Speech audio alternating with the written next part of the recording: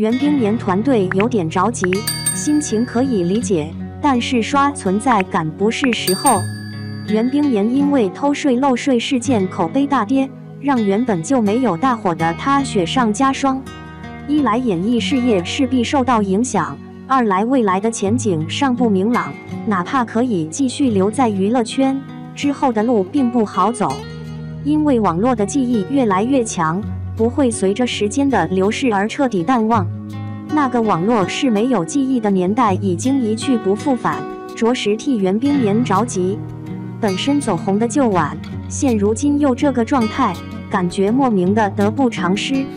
袁冰妍团队有点心急，着急试水袁冰妍刷存在感。不仅袁冰妍本人比较着急，她的团队更加着急。长时间下去的话，离解散不远了，那袁冰妍的商业价值真的不大了。于是袁冰妍的团队按捺不住，默默地为她刷存在感。在事发一段时间后，买了袁冰妍狐妖小红娘和袁冰妍2个娱乐话题，目的就是看看外界对袁冰妍的反应是不是有什么变化。买袁冰妍狐妖小红娘是为了看袁冰妍如果继续演狐妖小红娘是什么效果。当然想都不用想，现在的网友都还新鲜劲没过，怎么可能不抵制？买袁冰妍这个话题是看网友对袁冰妍的态度，结果还是一样谩骂讨伐的声音居多。很明显，团队的试水没有到达预期效果，外界对袁冰妍依旧不友好，还是不买账她可以继续留在娱乐圈。这里面还可以看出袁冰妍团队的心急，毕竟事发没多长时间，网友的记忆还历历在目，干嘛着急去试水？这个存在感刷的不是时候。换句话说，这不是主动找骂吗？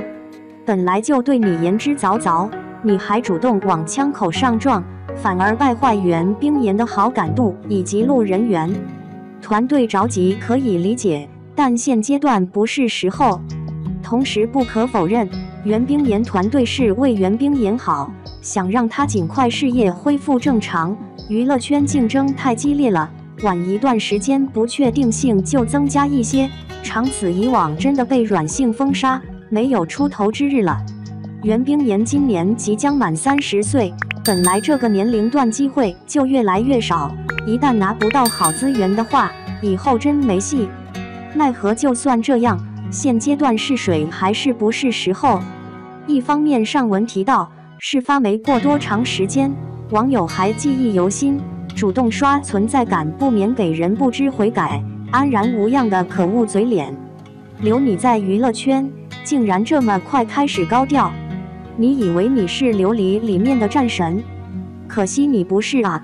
另一方面，袁冰妍现阶段口碑本身就不好，应该做的很简单，就是一股脑的低调。既然事情已经这样，那就别着急复出，越是着急越是起反作用。你着什么急？反正可以留在娱乐圈，就算发展不成为当红流量女演员，当个普通演员还是可以的，野心不必那么大，容易让自己失望。综上所述，袁冰妍以及袁冰妍团队现在要做的还是等，不管多长时间都要等，让自己的低调逐渐消薄网友的记忆，再加上影视作品的加持，说不定就复出成功，继续发展演艺事业。袁冰妍不要着急，着急吃不了热豆腐，安稳度过这一段再说，不急这一时。